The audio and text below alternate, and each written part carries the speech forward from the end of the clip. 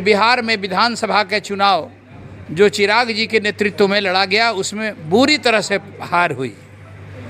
तो एक तो ये वजह था नेतृत्व परिवर्तन आवश्यक हो गया था, लेकिन इस नेतृत्व परिवर्तन को वक्त का डिमांड मानते हुए चिराग पासवान जी को डाइजेस्ट करना चाहिए था, ऑनर करना चाहिए था। आप देख रहे हैं बिहार आजकल और मैं हूं इमरान अली। आज हमारे साथ बातचीत करने के लिए यहाँ पर राष्ट्रीय लोक जनशक्ति पार्टी के नेता पारस गुट के डॉक्टर DN सिन्हा जी हैं।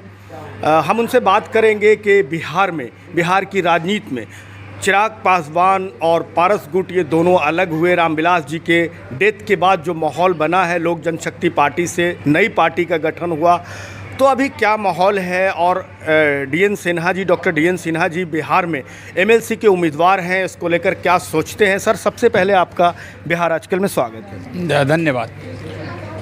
क्या लगता है जो आपकी पार्टी लोक जनशक्ति पार्टी दो गुटों में हो गई, चिराग जी अलग हो गए और पारस जी अलग हैं, तो रामविलास जी के डेथ के बाद जो माहौल बना है, तो इसका पार्टी को नुकसान होगा, फ़ायदा होगा, क्या लगता है आपको? देखिए, दो गुटों में अलग होने की बात जहाँ तक है, तो हम तो अभी भी मान रहे हैं कि मेन पार्टी पशुपति पारस जी की गुट की ही पार्टी है। 6 MPs हमारे पार्टी से चुनाव जीते थे। इनिशियली लोक जनशक्ति पार्टी था, रामविलास पासवान जी द्वारा स्थापित ये पार्टी थी, जिसमें 6 में 5 MP ने निर्णय लिया कि आदरणीय पशुपति पारस जी को लोकसभा में संसदीय दल का नेता बनाया जाए। और नेतृत्व परिवर्तन की वजह एक ये भी हुई कि बिहार में विधानसभा के चुनाव जो चिराग जी के नेतृत्व में लड़ा गया उसमें बुरी तरह से हार हुई। तो एक तो ये वजह था नेतृत्व परिवर्तन आवश्यक हो गया था, लेकिन इस नेतृत्व परिवर्तन को वक्त का डिमांड मानते हुए चिराग पासवान जी को डाइजेस्ट करना चाहिए था, ऑनर करना चाहिए था। लेकिन वो तो इसको विश्वासघात मानते हैं कि पारस जी ने विश्वासघात किया उनके साथ। देखिए, वो उसको विश्वासघात अगर मानते और सारी दुनिया अगर उनके मानने से, व्यक्ति विशेष के मानने से विश्वासघात नहीं हो जाएगा।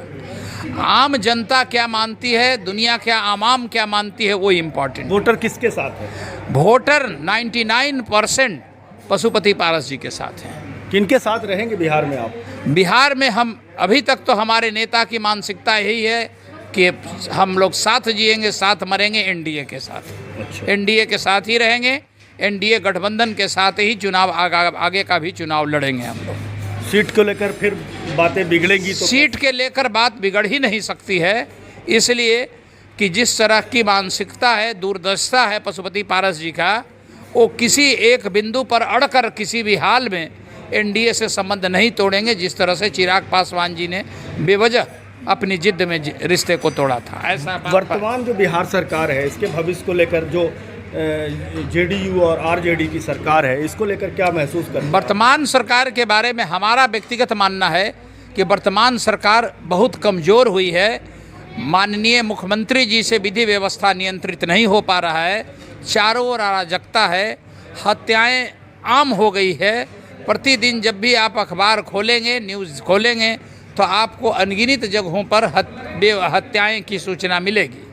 अतः अपराधियों में सरकार और प्रशासन का खौफ समाप्त हो गया है।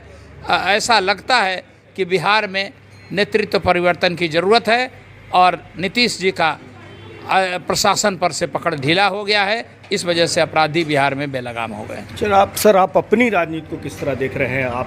आपके बारे में चर्चा होती रही है कि आप इस बार MLC चुनाव के लिए मैदान में आएंगे, तो क्या लगता है आपको किस हद तक सफल होने की उम्मीदें लगती हैं? देखिए, या क्या इरादा है इसमें? पिछली बार भी लोक जनशक्ति पार्टी के टिकट पर इस क्षेत्र से हम चुनाव लड़े थे। लास्ट राउंड में चंद वोटों से हम चुनाव हार गए थे। जितना समय देना चाहिए था हम नहीं दे पाए। हम चूँकि विश्वविद्यालय सेवा में हैं, पटना यूनिवर्सिटी सर्विस में हैं, तो वहाँ विभाग के हेड हैं अंग्रेजी विभाग के, इसलिए छुट्टी की थोड़ी दिक्कत होती थी। इस बार विश्वविद्यालय ने हमारे अनुरोध को स्वीकार किया और जुलाई से ही लगातार हम छुट्टी पर हैं। इसलिए अब हमने प्रचार में पूरा समय दिया है। चारों ओर से पार्टी के कार्यकर्ता और पदाधिकारी हर एक ज़िले में सहयोग में लगे हुए हैं।